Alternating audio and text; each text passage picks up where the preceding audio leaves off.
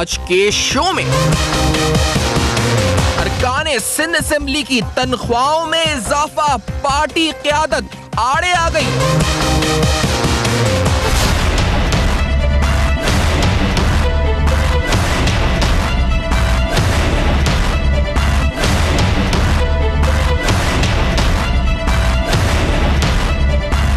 आसिफ जरदारी का मुल्की माशी मुश्किलात के पेश नजर अवामी मफाद में बड़ा फैसला, खरात के बजाय अवामी खिदमत का जज्बा, किस किस को फिक्र। अस्सलाम वालेकुम। पस पर्दा हक़ाइक़ सनसनीखेज़ इंकशाफ़ात प्रोग्राम बेनकाब में हूँ आपके साथ सैफान खान। इंतहाई अहम मामला है, मुल्क माशी मुश्किलात से दो चार है। ये शायद हम पिछले 10 दिन से तो बहुत तवातुर के साथ और बड़े ठोस ज़राए से आप कह जी के, क्योंकि ISPR भी और दीगर हवाले से पाकिस्तानी हुकूमत भी, अभी कुछ देर कबल इसहाक डार साहब ने भी प्रेस कॉन्फ्रेंस करी, उन्होंने कुछ माशी एदाद शुमार सामने रख दिए। लेकिन हैरानकुन तौर पर, यानी हम इस बात पर कोई भी दूसरी राय नहीं रखते कि माशी तौर पर मुल्क को मुश्किलात का सामना है, जी है, बिल्कुल है। लेकिन इस सूरत हाल को सामने रखते हुए शायद मेंबरान सिंध असेंबली या फिर जो समरी अरसाल की गई वजीर आला सिंध मुराद अली शाह साहब को, वो ये भूल चुके थे, क्योंकि उन्होंने जो समरी अरसाल करी अपने सैलरी अलाउंसेस में सैलरी बढ़ाने की समरी, जिसके मुताबिक वजीर आला की सैलरी, स्पीकर, डिप्टी स्पीकर की सैलरी, वजीर आला और स्पीकर की सैलरी 300% तक और तमाम जो 126 अरकान असेंबली हैं उनकी तनख्वाह में 150% तक इजाफे की तजवीज़ की गई। अब इसमें 1,40,000 रुपए वो अलाउंस था जो घर की मुरम्मत के लिए वजीर आला और स्पीकर को मिलना था, 55,000 रुपए वो अलाउंस था जो कि डिप्टी स्पीकर असेंबली को, सिंध असेंबली को मिलना था घर की मुरम्मत के लिए। जो अरकान असेंबली थे उनकी तनख्वाहों में 150% इजाफा हुआ। उस 150% इजाफे के अलावा उनको घर की मुरम्मत, घर का किराया 55,000 रुपए, घर की मुरम्मत के लिए 50,000 रुपए, उसके अलावा मेडिकल अलाउंसेस तकरीबन 500 लीटर महीने का फ्यूल, और उसके अलावा यूटिलिटी बिल्स, यानी जो आपका बिजली का बिल है, गैस का बिल है, उस हवाले से बिल, और वो तमाम मरात मिलनी थी इस बिल के मुताबिक। जो पार्लियामानी सेक्रेटरी है उसकी तनख्वाह में 40,000 रुपए का इजाफा, उसको भी रेंट अलाउंस 40,000 रुपए, 400 लीटर पेट्रोल, ये तमाम चीजें उसके अलाउंस में शामिल थी। ये बिल समरी मंजूर हुई, और समरी मंजूर हो गई तो फिर हमने समझा जी कि अब तो ये काम हो गया, क्योंकि सिंध असेंबली के मेंबरान अपने ही दस्तखत से वजीर आला अपनी तनख्वाह बेशमुल तमाम अरकान असेंबली के बढ़ा देंगे। लेकिन फिर हमने देखा जी साहब इन एक्शन है, और जरदारी साहब मुतहरिक हुए, और मुतहरिक होकर साबिक सदर आसिफ जरदारी साहब ने इस मामले को फौरी रुकवा दिया और कहा जी कि माशी सूरत हाल है, people's party taxpayer money के साथ ऐसा खिलवाड़ नहीं कर सकती कि वो करे। हैरानकुन तौर पर बड़ा अच्छा इनिशिएटिव है आसिफ जरदारी साहब का, लेकिन इस पूरी सूरत हाल में क्या इस तरीके से जहां एक मेहनत कश दिन रात काम कर कर भी अपनी तनख्वाह बढ़वाने के लिए जतन करता है, मेहनत करता है, सालों मेहनत करता है, वहां अरकान असेंबली एक साइन के साथ, एक दस्तखत के साथ अपनी तनख्वाहों में 300% इजाफा करवा लेते हैं। जब जरदारी साहब एक्शन लें या पार्टी सरवर एक्शन ले तभी कुछ काम होता है। ये सवाल प्रोग्राम में उठाते हैं। अहमद बिलाल महबूब साहब मेरे साथ प्रोग्राम में मौजूद हैं, पिलडाइट के सरबरा हैं, हमें ज्वाइन कर रहे हैं लाहौर से। मेरे साथ जनाब नादिर गबोल साहब पाकिस्तान पीपल्स पार्टी के रहनुमा हैं, और इसके साथ साथ भी रहे, UN में NGO भी है आपकी, आप हमें ज्वाइन कर रहे हैं कराची स्टूडियो से। ख्वाजा नवेद साहब माहिर कानून और आइन है, एडवोकेट हैं, हमें ज्वाइन करिए कराची में। इम्तियाज सांडियो साहब ब्यूरो चीफ कराची अब तक भी हमारे साथ मौजूद होंगे कुछ ही देर में। पहले नादिर गबोल साहब से पूछना चाहूंगा, क्या ये हुआ क्या पीपल्स पार्टी के जो मिनिस्टर हैं मुराद अली शाह साहब, यानी क्या सोच के, क्या किस तरह समरी मंजूर कर दी, 300% इजाफा अपनी तनख्वाह में ही कर दिया उन्होंने? नादिर गबोल साहब क्या सोच रहे थे, उनको पता नहीं था क्या चल रहे हैं मुल्क के हालात? जी बिस्मिल्लाहिर्रहमानिर्रहीम, अस्सलाम वालेकुम। सबसे पहले तो मैं आपको ये कहना चाहता हूँ कि इन्होंने ये कोई अचानक से नहीं किया है। The way the government works is, आप केस पुट अप करते हैं, it takes a long time for that to come into effect.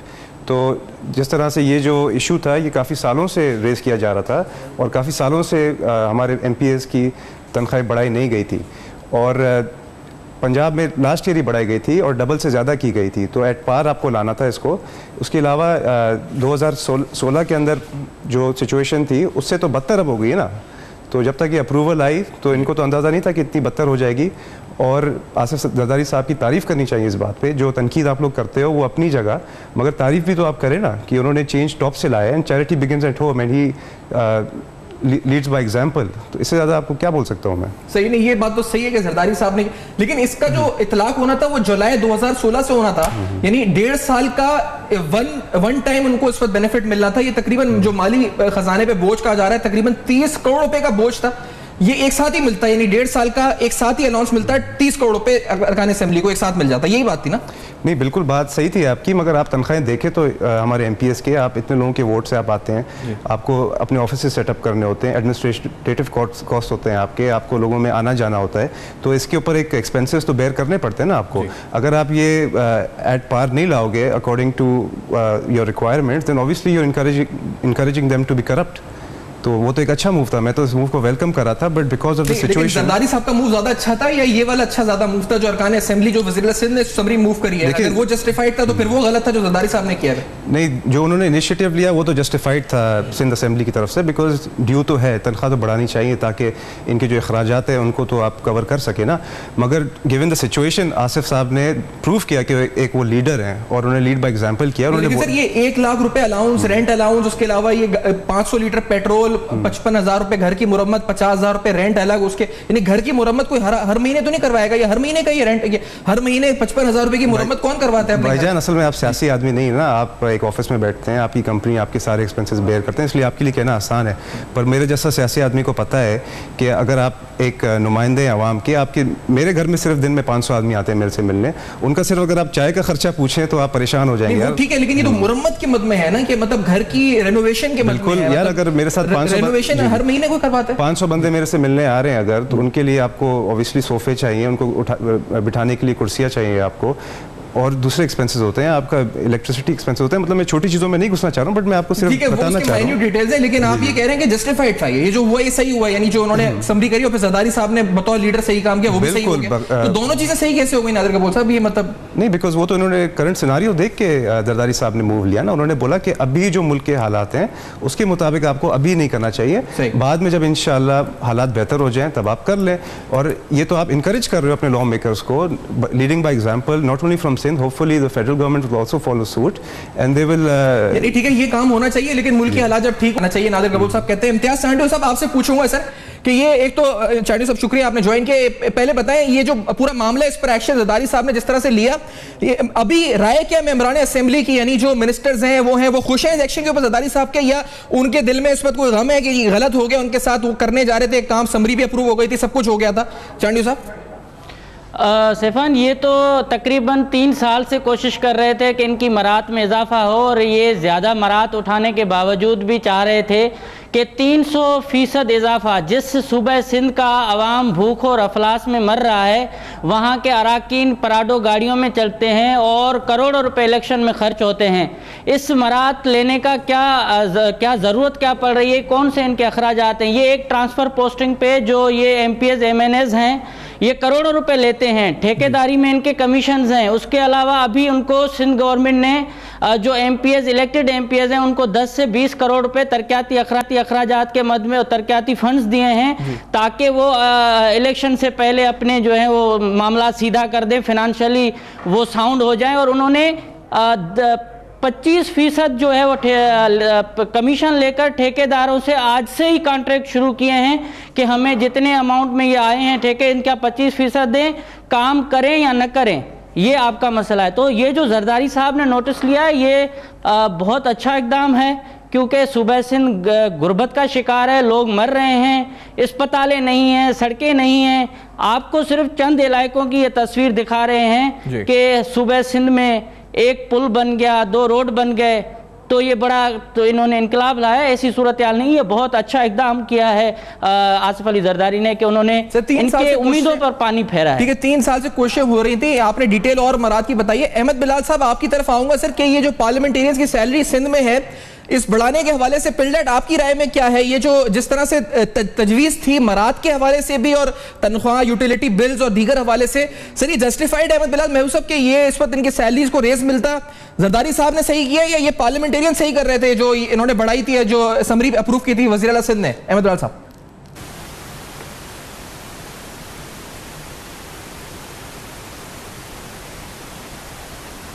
इस्तिफ़ान साहब, ये असल में अब इलेक्शन ईयर है और इस इलेक्शन ईयर में आप कोई ऐसी चीज़ नहीं करना चाहते जो आपको आवाम में मकबूलियत और आपकी बदनामी का बायस बने, मकबूलियत में कमी का बायस बने।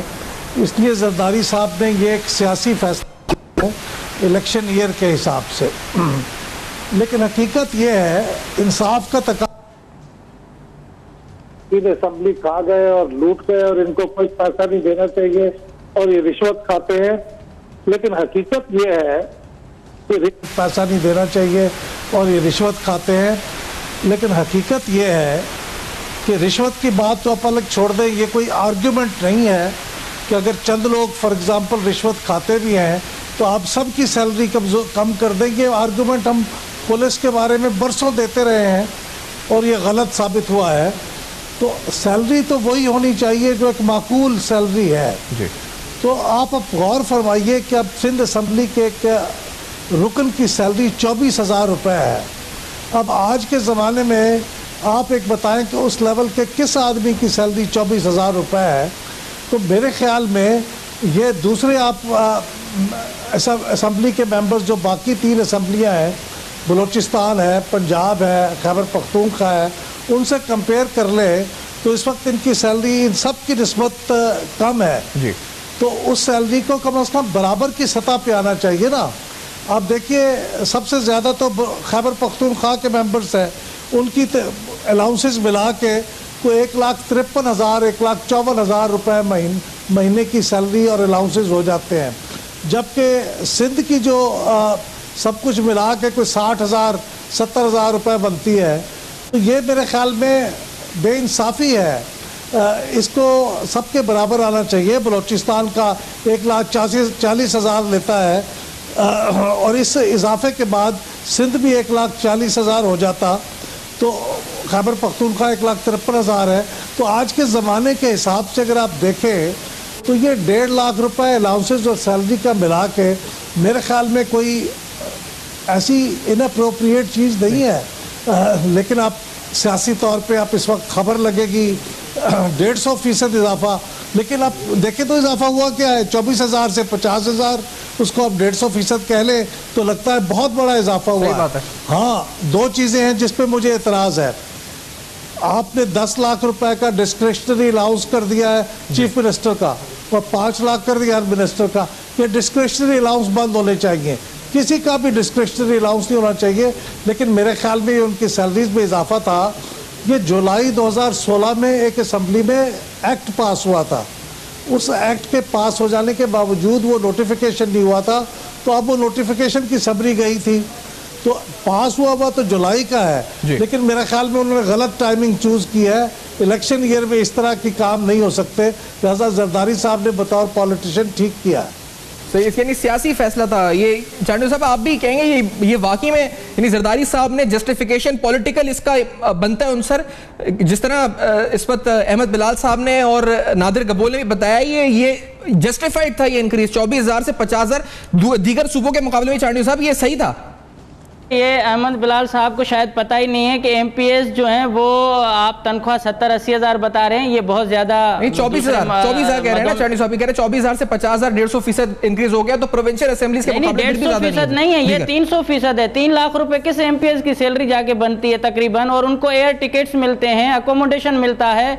एमपीए हॉस्टल जो बना हुआ है यहाँ कराची में अब खत्म हो गया, उनके लिए 5 स्टार जो है एक टावर्स बन रहे हैं। अहमद बिलाल साहब की आवाज आपने बंद की भी, अहमद बिलाल साहब की भी आवाज अगर हमें दे दें जी, वो भी कुछ कह रहे हैं।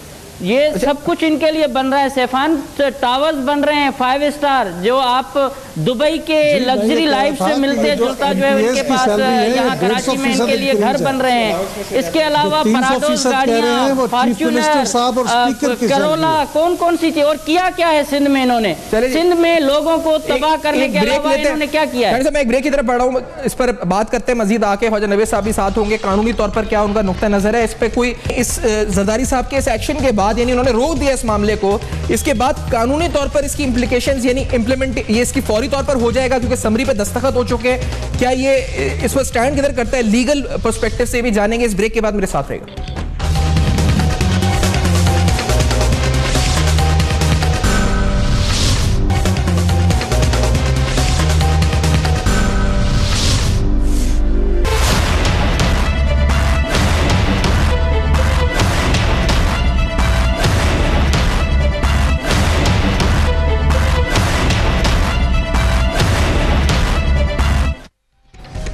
Welcome back. आप देख रहे हैं बेनकाब। अहम तरीन मामला इस वक्त है क्योंकि एक एक्शन जरदारी साहब जो पार्टी क़यादत है पाकिस्तान पीपल्स पार्टी की, उनकी तरफ से हुआ एक समरी जो चीफ मिनिस्टर के पास गई जिस पर उन्होंने दस्तखत किए। उसके मुताबिक मरात में इजाफा था और तनख्वाह में इजाफा था। अरकान सिंध असेंबली बशमूल वजीर आला सिंध, वज़रा, स्पीकर, डिप्टी स्पीकर, और इस हवाले से जरदारी साहब ने एक्शन लेकर इस मामले को रोक दिया। इस पर अरकान असेंबली की राय क्या थी जब मामला ये आया था असेंबली में? अरकान असेंबली यानी इसमें अपोजिशन के अरकान भी थे और हुकाम भी, जिनसे गुफ्तगू हमने करी, तो उनकी जानिब से अब तक टीवी को जो हमने उनसे पूछा तो उन्होंने क्या कहा इस बारे में, सैलरीज के बारे में जो उनको मिलती हैं। Let's hear this first. बच्चे मर जाते हैं, इलाज होता नहीं है उनके पास, तो सबसे पहले इन चीज़ों को पूरी करें, ज़िंदगी का एक स्टैंडर्ड बेहतर करें, उसके बाद तनख्वाहें ज़रूर बढ़ाएं, उसमें कोई हर्ज नहीं है। लेकिन क्या हम इस ऐवान के अंदर अपने हकूक़ के लिए आए हैं या आवाम के हकूक़ हासिल करने के लिए आए हैं? महंगाई है और वसाइल की कमी है। अब ज़रूरी तो नहीं है कि सब अरकान असेंबली जो है वो वही चीज़ें करें जो लोगों का आम तासुर है, तो एक प्रॉपर सैलरी होना एक आपका राइट बनता है। देखिए, अब ये इतनी तो होनी चाहिए कि कम से कम वो अपने ज़रूरियात ज़िंदगी जो है उनको बेहतर तरीके से पूरा कर सकें। हम चाहते हैं कि हमारी तनख्वाहें भी उनके मुकाबले होनी चाहिए जो दूसरे मेंबरान हैं, वो भी MPs हैं, हम भी एज MPs हैं। ये जो बात आखिर में आपने सुनी कि कहा गया जी एक अरकान असेंबली की तरफ से कि हमारी तनख्वाहें उनके बराबर होनी चाहिए जो दूसरे सूबों की अरकान असेंबली, उनके साथ हमारी तनख्वाह इक्वल होनी चाहिए, जो बात अहमद बिलाल साहब ने भी की थी। क्या जस्टिफिकेशन इसकी है नहीं है, ये हमने बात की है। पीपल्स पार्टी की क़यादत ने यह फैसला सियासी बुनियाद पर लिया क्योंकि बड़ा शोर है मईशत का, इस वक्त बड़ा शोर है।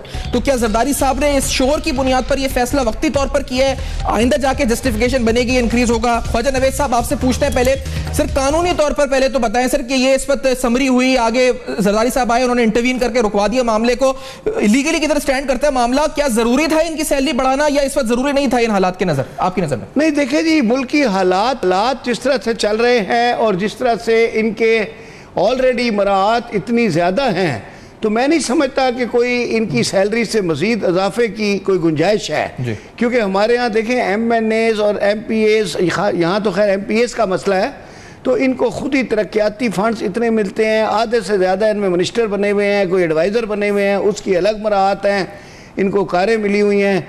हाँ, जो अपोजिशन वाले हैं शायद वो बेचारे सूखे पे चल रहे होंगे, लेकिन बात यह है कि वो इनकी तनख्वाहों में इजाफा, अगर आप इजाज़त दें तो एक छोटा सा जोक है अगर सुना दूँ। वो क्या था कि एक किसी बाहर मुल्क का वाक़या है कि किसी लड़के को नौकरी मिल गई कि ख़वातीन के हॉस्टल में, तो अकाउंटेंट ने बॉस को बताया कि सर वो जो नया बंदा रखा है वो 2 महीने से तनख्वाह लेने नहीं आया। तो मालिक ने उसको पूछा कि भाई तुम तनख्वाह लेने क्यों नहीं गए? तो वो बड़ा हैरान होकर पूछता है कि तनख्वाह भी मिलेगी क्या? तो बात ये है कि इन लोगों को इतनी मराहत मिलती है कि इनको तनख्वाह की ज़रूरत क्या है? ये तो आपसे तो इनकरेज कर रहे हो ना कि करप्शन नहीं कर रहे हैं ना सर। आप तो फिर हुकूमत के लिए सिर्फ बोल रहे हैं, मतलब इसका मतलब अपोजिशन वाले क्या उनके नहीं सही है? क्योंकि ये इजाफा तो सबका हुआ है ना इस वक्त भाई साहब, सबका इजाफा हुआ है, सबकी सैलरियां बढ़ गई 150%। नहीं, वो तो रोक दिया ना जरदारी साहब ने, मतलब सबके लिए बढ़ गई 150% ना बढ़ाए। महंगाई के हिसाब से थोड़ी बहुत अगर चाह रहे हैं कि भाई वाकई उनका गुजारा नहीं हो रहा, तो ये भाई ने बात की, आपकी नजर में भाई ने कहा, ये इनकी बात, इनका अपना एक नुक्ता नजर है, वो भी उसमें बड़ी बात है। उन्होंने कहा कि आप इनकी मराहत को यानी तनख्वाहों को कम करके इनको इनकरेज कर रहे हैं कि आप इनकी करप्शन करें। तो बात यह है कि वो एक नुक्ता नज़र अलग है, लेकिन वो बात है कि अगर आप पुलिस वाले की कितनी भी तनख्वाह कर दें, वो अपनी आदत से नहीं जाता। तो इसलिए अगर इनकी भी कितनी तनख्वाहें बढ़ा दें, ये तनख्वाहें मजबूरी तौर पे स्वीपिंग स्टेटमेंट नहीं, पुलिस वालों ने बड़ी कुर्बानियां भी दी हैं ख्वाजा साहब। हाँ, नहीं, इस्तीफा तो दे रहे हैं बेचारे। कराची में तो 4.5 कराची के पूरे मुल्क में कुर्बानी। कराची सबसे बड़ा शहर है, कराची की तनख्वाहें और आप पंजाब की तनख्वाहें कंपेयर तो करें आप पहले। लेकिन ये जो आपकी बात है नादिर कपूर साहब के, आप कह रहे हैं कि अगर तनख्वाहें आप नहीं बढ़ाएंगे तो लोग करप्शन करेंगे, तो ये अभी इम्तियाज संडू साहब बता रहे थे कि ठेकों के अंदर और दीगर हवाले से जो कमीशन के परसेंटेज है तो वो इतने होते हैं कि फिर और कुछ करते भी नहीं है, नजर भी नहीं आता अमली तौर पर, तो फिर क्या जरूरत पड़ती है? जी, चांडियो साहब ने सबसे पहले तो ये बात गलत की कि 3 लाख रुपए आप तनख्वाह ले जा रहे हो, ऐसी कोई बात नहीं है। अभी सिर्फ 25,000 रुपए तनख्वाह एक MPA की। मैं आपको हल्फिया कह रहा हूँ, मेरे ड्राइवर की तनख्वाह 30,000 रुपए घर पे। 25 तो फिर कम है, जाहिर सी बात है, बिल्कुल। तो और एक सिस्टम अगर आप चला आ रहा है, उस सिस्टम को आप जब तक चेंज नहीं साहब की आवाज हमें नहीं आ रही, उनकी आवाज अगर दें आप। अच्छा, अब ये कपूर साहब कह रहे हैं तनख्वाह जो है 25,000 रुपए, आप कह रहे हैं आपके ड्राइवर की तनख्वाह 30,000 रुपए। बिल्कुल, मेरे ड्राइवर की तनख्वाह 30,000 है। आप एक एमपीए को 25,000 रुपए दोगे तो जाहिर सी बात है वो अपने डेवलपमेंट फंड में से कोई ना कोई खांचा करेगा। तो ये चांडी साहब ने 3 लाख रुपए कैसे बोल दी थी? जी सैफान, नहीं सर, 25 में तो फिर इजाफा होना चाहिए जी। 25 नहीं है सर, 25 नहीं है, ये आपको एदाद और शुमार गलत बता रहे हैं। नहीं, मेरे सामने पड़े हुए भाईजान, 25,000 रुपए 5 साल में इनकी सैलरियां बढ़ गई हैं, तकरीबन ये 1 लाख के करीब जो है जाकर ये तनख्वाह उठाते हैं। उसके अलावा उनकी मरातें अलग हैं, TAD अलग है, जो कन्वेंस अलाउंस है वो अलग है। इस तरीके से जहां ये प्राइवेट फ्लैट्स या अपार्टमेंट में रहते हैं उनका किराया भी ये सिंध हुकूमत से लेते हैं। जो गवर्नमेंट साइड की मैं बात कर रहा हूँ कि सरकारी बेंचेस के जो हैं मेंबरान हैं उनको ज्यादा मराते हैं, और इनका लिविंग स्टैंडर्ड देखें कि ये जब मुंतखब होकर आते हैं तो ये टोटल, यानी आपने 1 लाख बताया तो टोटल बन के 3 लाख बन जाता है। ये मैं कल आपको पूरे डॉक्यूमेंट इनके सैलरी के इनके जो शिल्पे हैं मैं इंशाल्लाह आपको कल दे दूंगा। अभी बताता हूँ ना, 72,600 मैं लेकर आया हूँ डेटा। और इसके अलावा इनका आप जो दूसरे मरातें देखेंगे और लिविंग स्टैंडर्ड देखेंगे, इनको 72,000 की जरूरत ही नहीं है। ये जो नादिर कपूर साहब आप कहते हैं 72,600 है, ये बेसिक सैलरी 24,000 और आप कह रहे हैं अलाउंसेस के मिला के 72,000 रुपए सैलरी बनती है एक असेंबली की मेंबर की, जो आप कह रहे हैं आपके पास डॉक्यूमेंट। नादिर कपूर साहब जी बिल्कुल मेरे पास पड़ा हुआ है, और इसको जब बढ़ाया था तो बढ़ाने के बाद 1,45,000 हो रहा था, 3 लाख करने के अलग फीस होते हैं, ये पैसे लेते हैं पर सेशन। 25-25, 20-20 दिन का इजलास चलता है, उनके लिए MPs अलग आकर साइन करके भाग जाते हैं। आप मेजॉरिटी उन MPs की आकर देखें, हम तो गुज़िश्ता 10 साल से सिंध असेंबली को देखते आ रहे हैं, कवर करते आ रहे हैं। आप आ जाएं सेक्रेटेरिएट में आकर देखें कि किस तरीके से MPs की जिस तरीके से वतन कार्ड के लिए लाइन लगती है गरीबों की, इस तरीके से वो उस रजिस्टर पर साइन करने के लिए आते हैं। बहस में नहीं पढ़ना चाह रहा हूं, आज का जो टॉपिक है उसके मुताबिक साफ सी बात है, आसिफ जरदारी साहब ने प्रूव किया है कि वो लीडर है, उन्होंने अच्छा काम किया, बिल्कुल अच्छा काम किया, बिल्कुल जबरदस्त काम किया। तो इस बहस की जरूरत ही नहीं है आपको कि कितनी है तनख्वाह क्या है। लेकिन ये जो 72,000 है आज अखबार में भी कहीं लिखी हुई थी, लेकिन जो चांडियो साहब बता रहे हैं क्योंकि यकीनी तौर पर ये हकायक वो हैं जो फैक्ट्स एंड फिगर्स के साथ हमें बता रहे हैं चांडियो साहब भी, तो ये सैलरी इतनी हो सकती है। अहमद बिलाल साहब आपकी राय में सर कितनी है ये तनख्वाह जो, और जरदारी साहब ने आपने का सियासी फैसला किया है तो अच्छा इस वक्त अहमद बिलाल साहब से हम राब्ता इस वक्त बात नहीं कर सकते, लेकिन ख्वाजा नवीद साहब जरदारी साहब का फैसला, यानी अभी इम्तियाज चांडियो साहब ने तारीफ करी है, नादिर कपूर साहब तो खैर पीपल्स पार्टी के हैं, तारीफ करेंगे। ख्वाजा नवीद साहब इंडिपेंडेंट ऑब्जर्वर आपकी नजर में क्या आसिफ जरदारी साहब ने ये काम रोककर क्या किया, सियासी फैसला था, क्या था ये? नहीं, अच्छा काम किया है। अगर देखें जरदारी साहब जो है बहुत ही, यानी आप ये समझें कि इस वक्त बड़े मंजे हुए सियासतदान हैं, और आप देखें पाकिस्तान में वो वाहिद बंदा है जिसने 5 साल अपनी सदारती जो मुद्दत थी वो पूरी की है, और मोहब्बत के साथ पूरी की है, किसी तरह भी उसमें कोई कमी पेशी नहीं हुई।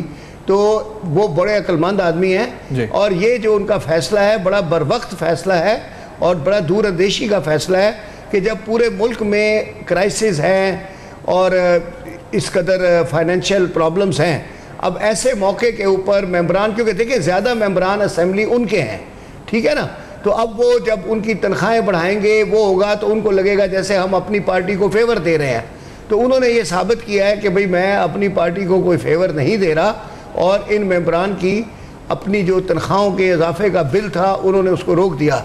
लेकिन अब जिस तरह मेरे दोस्त ने बताया कि अगर सिर्फ 25,000 रुपये तनख्वाह है तो फिर जरदारी साहब को भी थोड़ा सा महंगाई को देखना चाहिए, और ये बता रहे हैं कि ड्राइवर 30 ले रहा है, तो फिर उस लिहाज से थोड़ा सा जरदारी साहब ने खैरत खाई है ना, जो कि हमारे पंजाब हुकूमत ने लास्ट ईयर ऑलरेडी इंक्रीज कर चुके हैं, और जो अभी हमारा फेडरल गवर्नमेंट है वो तो खैरत नहीं खा रही है। उसको पता है कि मुल्क हमारा माशी बहरान से गुजर रहा है, मगर वो जिदबाजी में अपने इसाकदार को हटा नहीं रहे हैं। इसाकदार अपने आप को बचाएगा या मुल्क को बचाएगा? वो तो अपने आप को बचाने के पीछे पड़ा हुआ है, मुल्क की तो फिक्र नहीं है उसको। अहमद साहब आप तक मेरी आवाज अगर पहुंच रही है सर, तो कितने आपकी नजदीक आपने इस फैसले के पीछे जो मुहर्रिकात है वो तो बयान कर दिए सबको, लेकिन अहमद साहब ये अमाउंट कितनी बनती है? और आप कुछ कह रहे थे उस वक्त ब्रेक हो गई थी कि जस्टिफाइड है नहीं है अहमद साहब?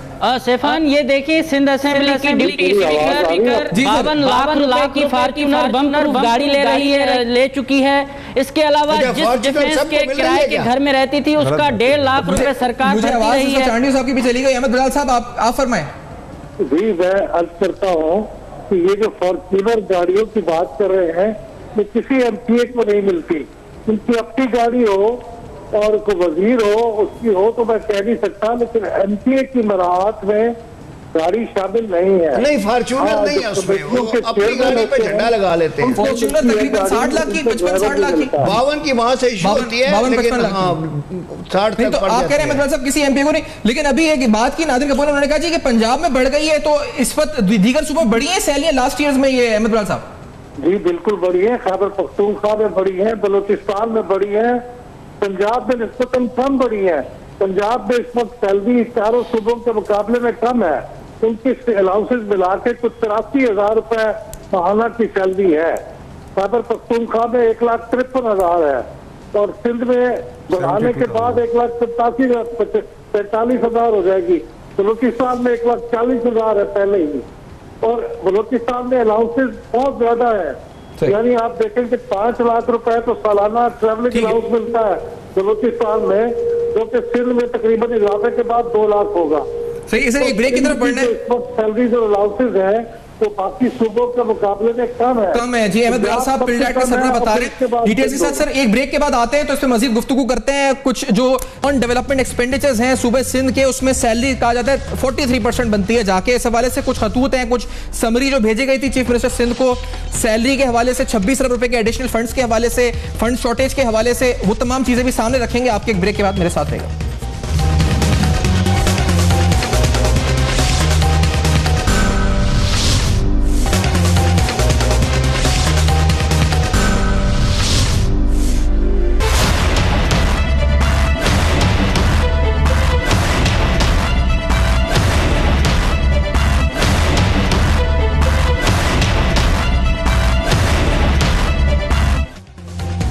Welcome back. आप देख रहे हैं बेनकाब अहम तरीन मामला पर अहम तरीन गुफ्तगू और संजीदा नौयत के सवाल उठाकर हम सवाल उठा रहे हैं कि आखिरकार जिस एक्शन को ज़रदारी साहब ने किया, बड़ी अच्छी बात है ज़रदारी साहब की तरफ से हुई कि उन्होंने रोका। अब वो सियासी उसके मुहर्रिकात थे, क्या वो जस्टिफाइड था नहीं था, क्योंकि क्या अरकान असेंबली की सूबे सिंध में ये सैलरीज बढ़नी चाहिए थी, नहीं बढ़नी चाहिए थी। ये आप जो देख रहे हैं note to chief minister Sindh है, इसमें तस्करा है इस वक्त 1,25,000 उन जॉब्स का जो नई क्रिएट हुई थी 2013 से लेकर 18 तक, और इन जॉब्स से तकरीबन 26 अरब का जो शॉर्टफॉल है उसकी निशानदेही इस नोट पे की गई है। इसी डॉक्यूमेंट में लिखा है कि 43% जो हमारा नॉन डेवलपमेंट एक्सपेंडिचर है 600 अरब का, उसका तकरीबन अब 43% 300 अरब रुपए 699 बिलियन का वो खर्च होता है एम्प्लॉय रिलेटेड एक्सपेंडिचर्स के अंदर, यानी एम्प्लॉय रिलेटेड एक्सपेंडिचर्स में सर्फ होते हैं 300 अरब रुपए साल के, 26 अरब रुपए एडिशनल है। इसे पूरा breakup note to chief minister में दिया हुआ है कि किस तरह ये फंड्स एनएफसी के तहत मिलने थे, जो फेडरल पूल से फेडरल ट्रांसफर होने थे, उसमें कितना शॉर्टफॉल है। फिर एक और जो इस वक्त इसमें खत है वो जो असेंबली के इस वक्त सेक्रेटरी है उनकी तरफ से लिखा गया है to the honourable chief minister, उसमें भी इस वक्त जो है फंड्स के हवाले से एडिशनल अमाउंट की बात की गई है। चांडी साहब पहले ये आपसे पूछूं कि ये इस वक्त क्या मामला है आखिरकार, और 26 अरब का शॉर्टफॉल चल रहा है इस वक्त, ये क्लियर क्यों नहीं हो रहे? सैफान, इस वक्त सिंध में जो ये पाकिस्तान पीपल्स पार्टी की क़यादत या वज़ीर आला साहब ऐलान करते रहे कि 56,000 नौकरियां दी जाएंगी, वो नौकरियां नहीं दी जा रही। महकमे ख़जाना ने वाज़े तौर पर कहा है कि सिंध के पास इतने जो वसाइल नहीं हैं, वफाक से ट्रांसफर्स नहीं हो रही हैं रकूम, और उसके अलावा इस वक्त 26 अरब रुपए से ज़ायद का खसारा है, सिंध दिवालिया हो जाएगा अगर ये नौकरियां दी जाएंगी।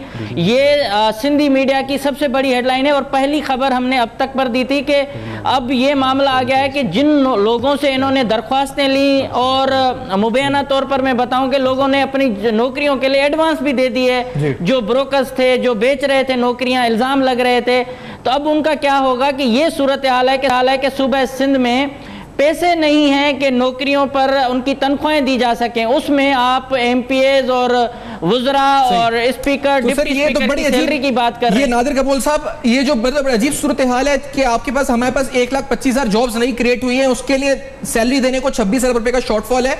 उसकी वजह ही बताई गई है कि फेडरल हुकूमत की तरफ से ट्रांसफर नहीं हुए हैं। तो दूसरी तरफ अरकान असेंबली की सैलरी में इजाफा, ये कितना कॉन्फ्लिक्टिंग इस पर एक सामने बात आ रही है, मुतजाद बात है नादिर कपूर साहब। जी, अभी आप आए ना असली इशू पे। वैसे तो आसिफ ज़रदारी साहब ने एक किस्सा क्लोज कर दिया, इसके ऊपर डिस्कशन ही नहीं होनी चाहिए, क्योंकि उन्होंने तो बोल दिया कि आप तनख्वाह नहीं बढ़ाओ। असली इशू तो यही है कि एनएफसी के तहत जो हमारा हक है हमारे सूबे का, वो तो दो। 80% आप टैक्स कलेक्शन कर रहे हो कराची से, सारा लगा रहे हो आप पंजाब में। आप तो पंजाब के पीएम हो ना, फिर पाकिस्तान के पीएम तो नहीं हुए। कराची पे आप खर्चा नहीं कर रहे हो, हमारा एनएफसी के तहत जो हक है वो आप क्यों नहीं दे रहे हो? आप वो दो हमें नहीं, तो ये आप वो तो ठीक है नहीं मिल रहा, लेकिन 26 अरब रुपए आपके पास सैलरी देने को नहीं है, तो उधर से आप सैलरी बढ़ाने की बातें हो रही है अरकान असेंबली की, वो भी ठीक है चले बढ़ा दें, लेकिन ये तो एम्प्लॉइज की सैलरी देने के पैसे नहीं है, वो किसी भी वजह से नहीं है, बात अलग है, लेकिन इस सूरत हाल में सैलरी बढ़ाना जब मुलाजमीन की तनख्वाह देने के पैसे नहीं है। जी भाईजान, मैंने आपसे वही गुजारिश की ना, ये इन्होंने कल नींद से उठ के नहीं फैसला किया था कि आज हम तनख्वाह बढ़ा देंगे, ये काफी साल से चल रहा है। The way the government works is, आप केस पुट अप करते हो, उसको प्रोसेस होने में टाइम लगता है उसको, तो ये तो हमारी लेकिन ये मुझे बताएं इकबाल साहब, आप इलेक्शन लड़ते हैं और दीगर अरकान असेंबली हैं, वो फिर क्या जरदारी साहब के पास जाके बोलेंगे कि आपने ये कर दिया तो हम किधर जाएं, फिर हमारी तनख्वाह नहीं बढ़ी? यानी आपको सियासी नुकसान इसका है, कोई इलेक्शन सर पे इस वक्त? नहीं, हमारा सियासी फायदा है, बिकॉज आवाम को अब पता चल गया है कि सिर्फ पीपल्स पार्टी ही आवाम की पार्टी है। जो रोटी कपड़ा और मकान का नारा लगाया था भुट्टो साहब ने, वो आज तक पीपल्स पार्टी भुट्टो की पार्टी है, और जरदारी साहब ने इस बात का सबूत दिया, तो आवाम तो खुश होगी इससे, और सियासी फायदा ही इंशाल्लाह हमारे को होगा। अब ये बड़ी अजीब सी इंपॉर्टेंट और संगीन नौयत की सूरत हाल है, आप लोग का सुन रहे हैं, क्योंकि जो नादिर कपूर साहब ने कहा है कि वफाकी हुकूमत और पंजाब, ये कहते हैं पंजाब को फंड्स मिल रहे हैं, सिंध को नहीं मिल रहे, ये जो फेडरल ट्रांसफर्स के अब 26 बिलियन का शॉर्टफॉल ये सिंध हुकूमत फेस कर रही है। वजह इसकी उन्होंने यही कही है जी कि इस खत में भी लिखा हुआ है नोट टू चीफ मिनिस्टर में कि वजह यह है कि फेडरल ट्रांसफर नहीं हो रहा है, यानी वफाक से पैसा नहीं आ रहा। अहमद बिलाल साहब, ये कितनी संगीन सूरत हाल है, सूबों के दरमियान जो एक फिजा है वफाक के साथ जो मामला हैं, वो भी तो बड़ा इंपैक्ट होगा इन चीजों से।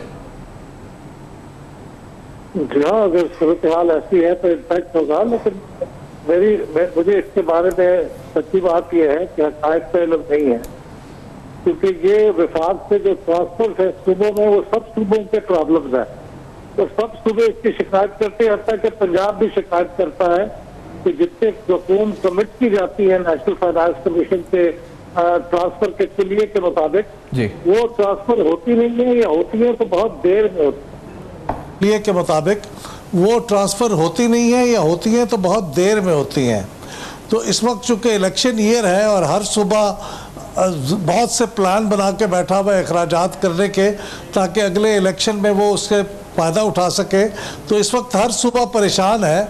लेकिन जाहिर है कि वो वफाक की तरफ से ट्रांसफ़र्स चूँकि मामूल के मुताबिक लेट होते हैं, इस दफ़ा भी लेट होंगे, तो इसके लिए मसला तो पैदा होता है। लेकिन मेरा ये नहीं ख्याल कि सिर्फ सिंध का मसला है, खैबर पख्तूनख्वा की शिकायत भी सामने आ चुकी है, और पंजाब भी एक दो दफ़ा शिकायत कर चुका है, हालांकि उसमें एक ही पार्टी की हुकूमत। पंजाब में तो सर दो पंजाब है ना, एक तो रायविंड है, तख्ते रायविंड, दूसरा सदर्न पंजाब है। मैं सदर्न पंजाब गया हूँ, मुल्तान, बहालपुर, वहाँ पे भी हमारे लोग हैं, हमारे वोटर्स हैं, उनको तो आप कोई डेवलपमेंट फंड्स नहीं दे रहे, वहाँ पे तो अपना रोड बना रहे हैं, ना बिजली पहुँचा रहे हैं, तो पंजाब में बिल्कुल मसला है जी।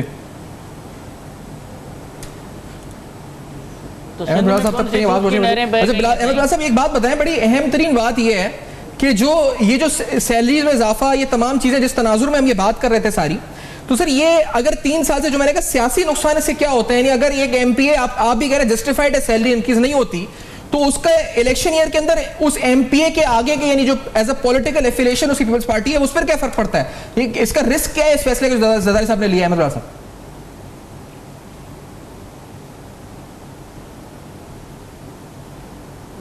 मेरी आवाज से अहमद साहब, अगर आपका सवाल ठीक समझा हूं, क्योंकि आवाज में थोड़ी सी डिस्टॉर्शन है। जी जी, बोले सर। आपको आवाज आ रही है? जी फरमाएं।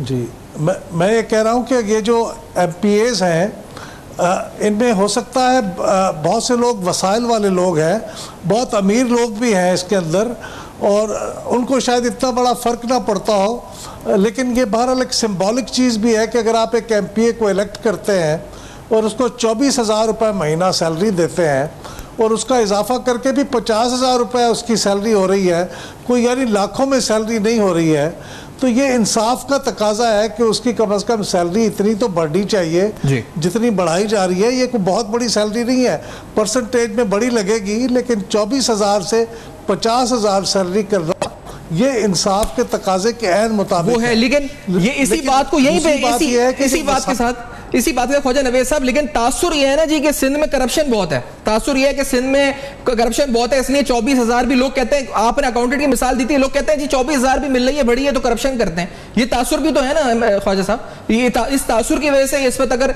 जिसे कहते हैं आटे में गुंदी पिस किया, ये सूरत हाल तो नहीं हो गई? नहीं, मुझसे आप पूछ रहे हैं जी। हाँ, बात यह है कि करप्शन को रोकने का ये तरीका ठीक है, एक है कि भाई सैलरीज बढ़ा दो, लेकिन तजुर्बे ने यह बताया कि जिन लोगों को करप्शन की आदत है उनकी जितनी भी सैलरी कर दो उनको कम ही लगेगी। और बाकी ये ज़रूर है कि 24,000 जो बताया है मुझे गबोल साहब ने, अगर वाकई ये 24,000 है तो कम है, उसको बढ़ा दिया जाए। अब आसफ जरदारी साहब से हमारी भी दरख्वास्त है कि फिर नज़र षानी करें अपने हुक्म पे। उनका हुक्म तो देखें सियासी है और वो उन्होंने एक सिंध हुकूमत के फाइनेंस के बेनिफिट में अपने लोगों की कुर्बानी दे के किया है, लेकिन उनके लोगों की कुर्बानी के साथ वो बेचारे अपोजिशन वालों की भी कुर्बानी साथ ही हो गई है, क्योंकि उनको तो फिर कोई मराहत वगैरह नहीं मिलती, और अगर मिलती हैं तो बहुत कम मिलती हैं। जो लोग गवर्नमेंट पार्टी लेकिन सिर्फ नजरसानी तो आप अपील कर रहे हैं, लेकिन किसी एमपी ने भी अपील नहीं की नजरसानी की, आप कर रहे हैं भाई साहब? वो तो फिर नहीं करेंगे ना, क्योंकि पार्टी डिसिप्लिन होता है, और अगर सरबराह ने एक बात कर दी है तो कोई उफ भी करेगा तो वो हुक्म अदुली में आ जाएगा। बहुत शुक्रिया ख्वाजा नवेद साहब और नादिर गबोल साहब, अहमद बिलाल साहब, इम्तियाज चांडियो साहब, आप सब ने ज्वाइन किया प्रोग्राम में। फीडबैक आप फेसबुक, ईमेल्स और ट्विटर के ऊपर आज अहम तरीन मामले के ऊपर हमने गुफ्तगू की है और उसके तमाम मोहरकात, सियासी, उसके फाइनेंशियल और उसके लीगल इम्प्लीकेशन, तमाम पहलुओं से उस पर बहस भी की है और उस पर बात भी की है, आपके सामने हक़ाइक़ रखे हैं। फीडबैक लिखिएगा, जरूर देखते रहिएगा। अब तक